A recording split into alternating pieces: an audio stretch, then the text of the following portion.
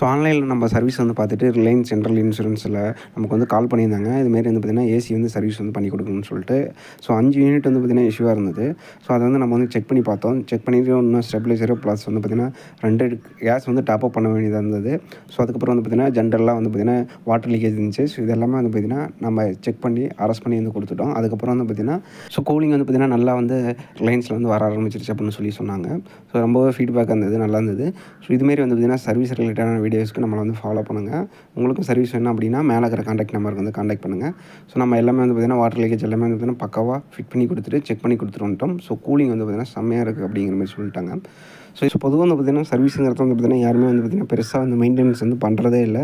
எப்போ ப்ராப்ளம் வருதோ அப்போ தான் வந்து ரெடி பண்ணுறாங்க. ஸோ அதனால் வந்து பார்த்திங்கன்னா உங்களுக்கு ப்ராப்ளம் வரதுக்கு முன்னாடியே வந்து பார்த்திங்கன்னா சர்வீஸ் வந்து பண்ணிடுங்க. ஒரு 6 மாதம் ஒன்ஸ் அதுமாரி. ஸோ அந்த டைம் வச்சுட்டு நீங்கள் வந்து பண்ணும்போது வந்து பார்த்திங்கன்னா உங்களுக்கு இந்த இஷ்யூலாம் வந்து வராது. ஸோ தேங்க்யூ ஃபார் வாட்சிங்.